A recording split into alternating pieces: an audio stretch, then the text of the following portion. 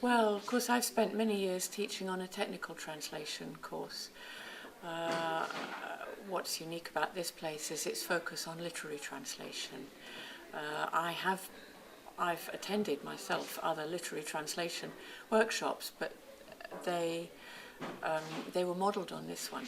So in a sense, this one has been forerunner to others.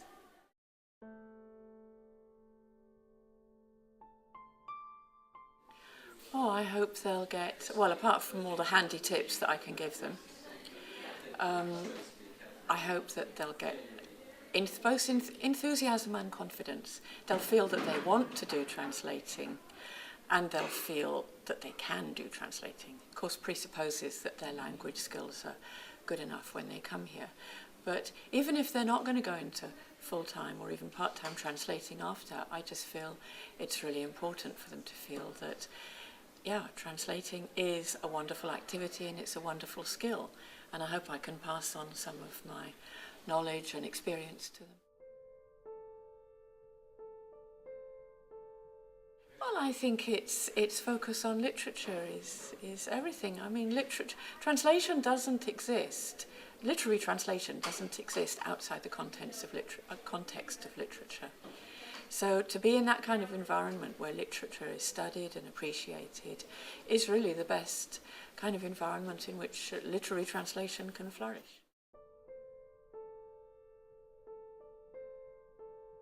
I think what's really inspiring about translating is knowing that you're producing something that will give... I feel very privileged that I have a window into another world, and that is the world of literature and of people's lives in China, Taiwan, in the Chinese-speaking world. And I have this sense of privilege that I can pass that on to other people and they can have that window as well. So that's really what it's all about. The actual practice of doing it, when I've got a contract to do a translator book, I'm extremely happy. If it dries up, I'm extremely unhappy. But at the moment, it's good.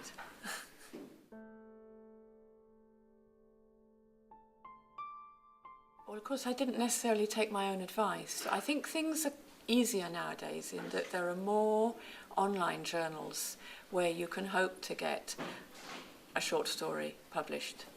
You won't necessarily get paid for it, but it will get your name in print. It will be good for everyone, including the original author. And so I usually say to people, try and get a short story published and then progress from there. Get yourself known. Find out as much as you can about the publishing industry.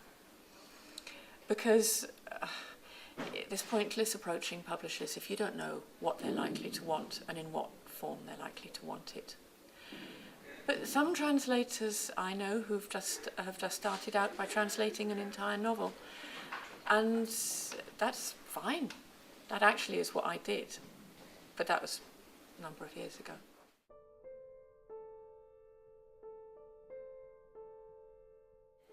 Well, the language, both languages, is a constant challenge.